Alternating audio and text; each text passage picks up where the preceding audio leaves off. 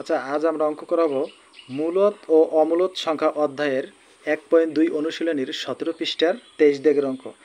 দেখো 23 দাগের অঙ্কে আমাদের দুইটা সংখ্যা দিছে। সংখ্যা দুইটা কি? 384 এবং 2187 দুইটি সংখ্যা। কদাকে প্রশ্ন করছে প্রথম সংখ্যাটি পূর্ণবর্গ সংখ্যা কিনা উৎপাদকের সাহায্যে যাচাই করো। এখন উৎপাদকের সাহায্যে আমাদের কি করতে হবে? যাচাই করতে হবে যে সংখ্যাটি আমাদের পূর্ণবর্গ সংখ্যা কিনা। কোন সংখ্যাটি? প্রথম সংখ্যাটি। ক্লিয়ার? আচ্ছা, আমাদের বলছে কি উৎপাদকের সাহায্যে পূর্ণবর্গ সংখ্যা কিনা সেটা কি করতে বলছে? নির্ণয় করতে বলছে। আচ্ছা, উৎপাদকে কি আমরা লসাগু গসাগু করছি এর আগে? দেখো যত সংখ্যারই আমরা ভাগ দেবো প্রথমে আমাদের ক্ষুদ্রতম সংখ্যা দ্বারা ভাগ করতে হবে। আর ক্ষুদ্রতম সংখ্যা আমরা কোনটার মনে করি? 2 থেকে শুরু করি না? 1 দ্বারা ভাগ করা যায় না, যায়? 1 দ্বারা ভাগ করলে এই সংখ্যাই হবে। সর্বপ্রথম শুরু করবো আমরা 2 দ্বারা। যদি 2 দ্বারা না যায় তাহলে 3 দ্বারা, 3 দ্বারা না গেলে 4 দ্বারা, এরকম এক বাড়বে। কিন্তু বলো স্যার, এই যে এই লাস্টে যদি এই যে জোড়া সংখ্যা দেখালে বলে 2 দিয়ে যায়, তাহলে 2 দিয়ে যায়। গুড। শেষের সংখ্যা দেখতে হবে। শেষের সংখ্যা আমাদের কত? 4। 4 কি জোড় সংখ্যা না বিজোড় সংখ্যা? জোড়। তাহলে 2 দ্বারা যাওয়ার 100% সঠিক হবে এটা। ঠিক আছে, এটা একটা টেকনিক। আর বিশেষ করে 2 দ্বারা তুমি ট্রাই করবে, ক্যালকুলেটরে ভাগ দিলেই বের হবে। ঠিক আছে। আচ্ছা, আমরা 2 দ্বারা প্রথমে ভাগ করলাম। দেখো 2 দ্বারা যদি আমি 338 কত? 384 না? 384 ভাগ কত? 2 সমান হবে কত? 192। তাহলে এই জায়গায় আমি লিখবো কত? 192।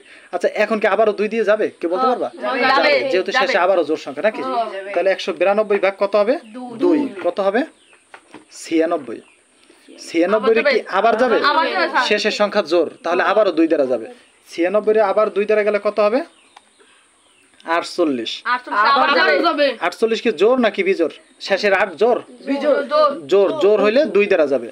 দেখো 48 এ 2 দ্বারা ভাগ করলে কত হবে? 24। কত হয়? 24। 24 এর শেষের সংখ্যা কত? 4। 4 কি জোড় না বিজোড়? জোড়। যদি জোড় হয় তাহলে 2 দ্বারা যাবে। 12 দুগুণ কত? 24। আবারও 2 দ্বারা যাবে। 6 দুগুণ আচ্ছা 6 রে কি 2 দ্বারা যায়? 3 দুগুণ 6। 3 রে কি আর ভাগ করা যাবে? এখানে দেখো, এখানে যে গুণনীয়কগুলো পাবো, এই পাশে যে সংখ্যাগুলো পাই এইগুলোর বলি আমরা কি? গুণনীয়ক। কি বলি? গুণনীয়ক। এই গুণনীয়কের ভিতরে জোড়া করব। দেখো যেটার সাথে যেটা মিলবে ওইটার আমরা জোড়া করব। এই জায়গায় আমাদের গুণনীয়কগুলো কি কি দেখো তো? 2 কয়টা? 1 2 3 4 5 6 7 7টা আর 3 একটা 3 বিজোড়। 1 2 3 4 5 6 7 আর 3 আছে কয়টা? একটা। এখন এই জায়গায় আমরা জোড়া করব। দেখো এই দুইটা মিলিয়ে একটা জোড়া করা যায়? এই দুইটা মিলিয়ে এই দুইটা মিলিয়ে। তাহলে জোড়া ছাড়া আমাদের আছে কয়টা? 2 আর 3। তাহলে 2 আর 3 গুণ করলে কত হবে? 6 জোড়াবিহীন।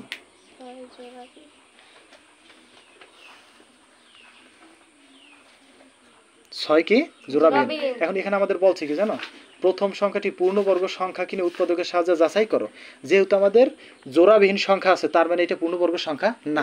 আর যদি জোড়া সব মিলে যেত তাইলে এটা পূর্ণবর্গ সংখ্যা হইতো। ক্লিয়ার? তাইলে লিখতে পারি কি? যেহেতু এখানে আমাদের জোড়াবিহীন সংখ্যা আছে 2 এবং 3 মানে 6, সুতরাং এটি পূর্ণবর্গ সংখ্যা নয়। সুতরাং সংখ্যাটি পূর্ণবর্গ সংখ্যা নয়। সংখ্যাটি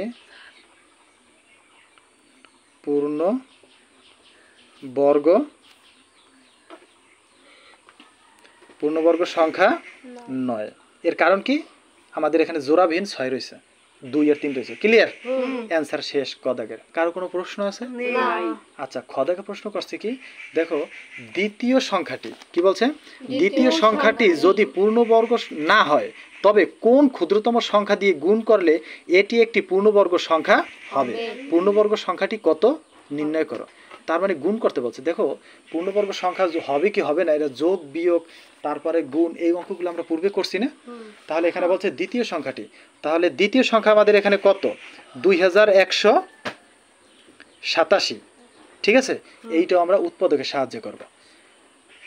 প্রথমে ক্ষুদ্রতম সংখ্যা দ্বারা ভাগ করব। শেষের সংখ্যা কি আমাদের জোড় নাকি বিজোড়? তাহলে কি 2 দ্বারা ভাগ যাবে?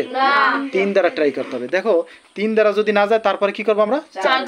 4 দ্বারা না গেলে 5 দ্বারা, এইভাবে আমাদের বাড়বে। তাহলে 2100 সংখ্যা কত আমাদের? 2187। এরে ভাগ করব 3 দ্বারা। তাহলে 3 দ্বারা ভাগ করলে ভাগফল হয় 729। কত হয়? 729। 729। এখন আবার এই 729টি কি 2 দ্বারা ভাগ করবো না 3 দ্বারা? যখন 3-এ গেছে আমি এবার পূর্বে দ্বিতীয়তে আসতে পারবো না, 3 দ্বারাই দিতে হবে। 3 দ্বারা ভাগ করলে হয় কত জানো? 243। কত হয়? 243। আবারও 3 দ্বারা যায় কিনা আমরা দেখবো। 3 দ্বারা আবারও যায়, 3 দ্বারা গেলে হয় 81। কত হয়? 81 কি আবারও 3 দ্বারা ভাগ করা যায়? 27 হবে। 27-এ 3 দ্বারা ভাগ করলে 3 নং 27। আবারও 3 দ্বারা যায়, হয় কত? 3 হয়। তাহলে 3 রে তো আর ভাগ করা লাগে? সুতরাং এখানে দেখো, যদি আমরা জোড়া সাজাই, 3 কয়টা? 1 2 3 4 5 6 7টা। 1 2 3 4 5 6 7। এখন এইটা যদি আমরা জোড়া আকারে সাজাই, দেখো তাহলে কি আমাদের জোড়া ছাড়া কোনো সংখ্যা থাকে কিনা? জোড়াবিহীন আছে কোনো সংখ্যা? কত আছে? 3। এই 3 আমাদের সংখ্যা বলছে কি, কোন ক্ষুদ্রতম সংখ্যা দিয়ে গুণ করলে এটি একটি পূর্ণবর্গ সংখ্যা হবে। আসলে দেখো, আমাদের পূর্ণবর্গ সংখ্যা হইতে হলে এই জায়গায় জোড়ায় সব মিলকে যেতে হবে, মিলতে হবে না? কিন্তু আমাদের এখানে কি মিলছে? মিলে না, একটা সংখ্যা বেশি আছে না, মানে জোর ছাড়া আছে না? তাহলে জোর ছাড়া যদি থাকে তাহলে এই 2187 কি পূর্ণবর্গ সংখ্যা নাকি পূর্ণবর্গ সংখ্যা নয়? নয়। যদি হইতো তাহলে এই 3-এর সাথে আরো একটা 3 যুক্ত হইতো নাকি? তাহলে আমরা লিখবো কি 2187 একটি পূর্ণবর্গ সংখ্যা নয়। আর তাহলে কোন ক্ষুদ্রতম সংখ্যা দ্বারা গুণ করলে, দেখো আমাদের এই 3-এর সাথে যদি আমরা আর একটা 3 পাইতাম তাহলে কি আমাদের এই 2187 কি পূর্ণবর্গ সংখ্যা হইতো না? তাহলে আমাদের ক্ষুদ্রতম সংখ্যা কত হওয়ার কথা? 3 না? তাহলে আমরা লিখবো কি যে 2187 সংখ্যাটি পূর্ণবর্গ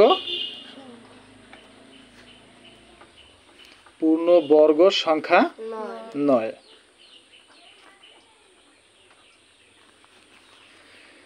সুতরাং 3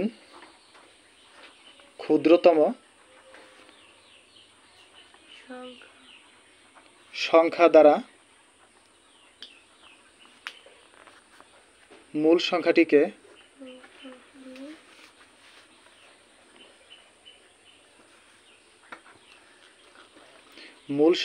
কি করতে হবে? দেখো আমাদের প্রশ্ন বলছে গুণ করতে, কি গুণ। তাহলে মূল সংখ্যাটিকে 3 দ্বারা কি করতে হবে? গুণ করতে হবে।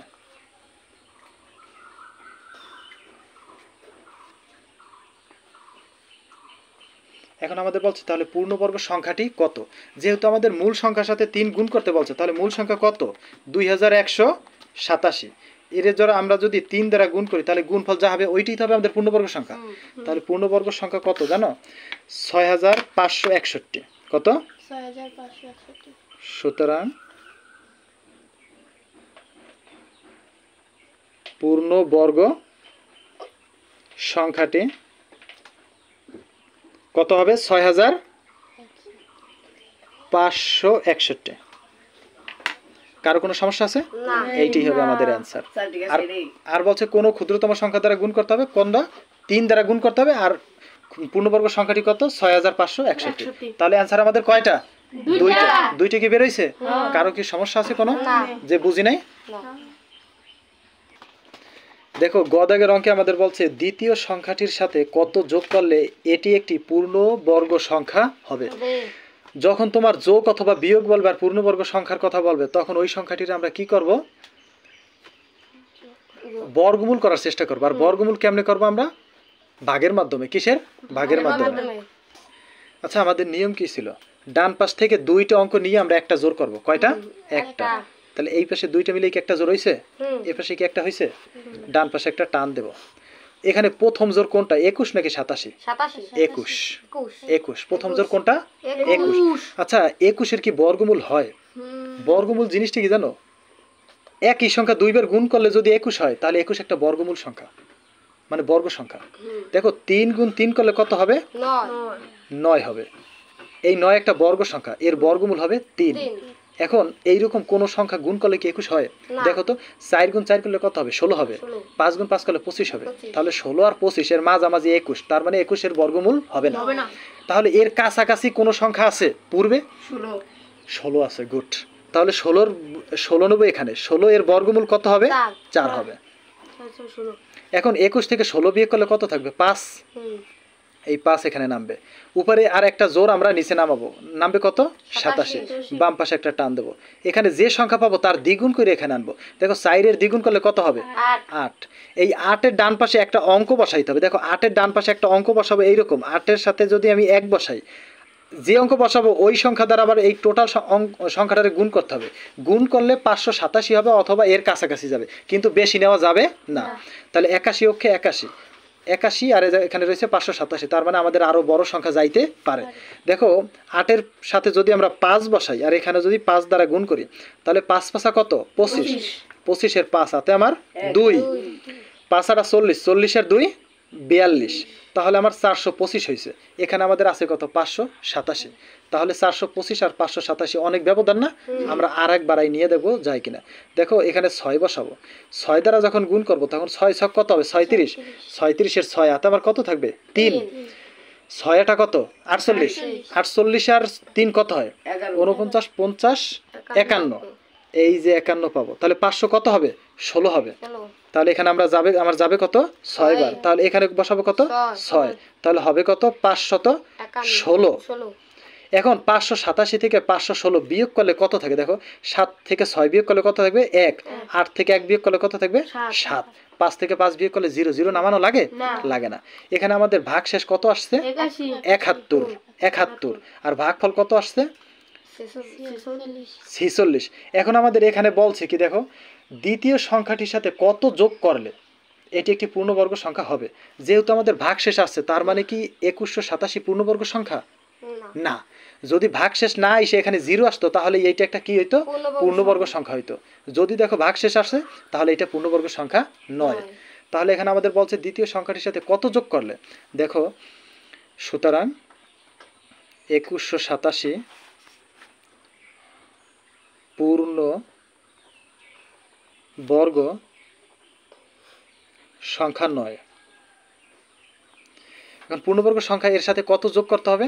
তাহলে কি করতে হবে? এখানে যে ফলাফল পাবো তার সাথে 1 যোগ করতে হবে। কি করতে হবে? 1 যোগ। তাহলে 46 আর 1 যোগ করলে কত হবে? 47। এই 47-এ আবার এখানে যে সংখ্যা পাবো ওই একই সংখ্যা দ্বারা গুণ করতে হবে। এখানে যদি আমরা 49 পাইতাম, এখানেও কি করতাম? 49 দ্বারা গুণ করতে হইতো। তাহলে 47 আর 47 গুণ করলে কত হয়?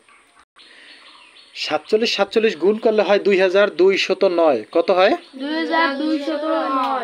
2209। ঠিক আছে। এখন আমাদের এখানে পূর্বে একটা সংখ্যা কিন্তু আমরা পাইছিলাম, কত ছিল? 2187। ওই সংখ্যা থেকে 2187 বড় নাকি 2209 বড়? 2209 বড়। এই বড় সংখ্যা থেকে ছোট সংখ্যা কি করব? আমরা বিয়োগ করব।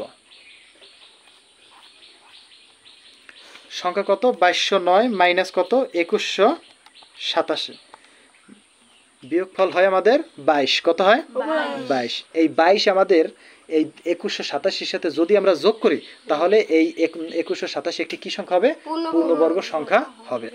তাহলে লিখতে পারি কি? আমাদের প্রশ্ন করছে দেখো দ্বিতীয় সংখ্যাটির সাথে কত যোগ করলে। তাহলে লিখবো আমরা যে দ্বিতীয় সংখ্যাটির সাথে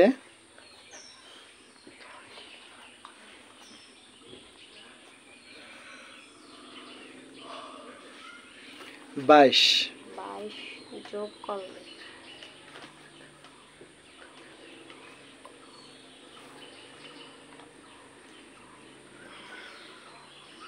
সংখ্যাটি পূর্ণবর্গ সংখ্যা হবে।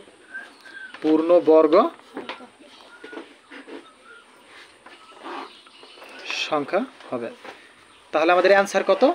22। কারো কোনো সমস্যা আছে? না।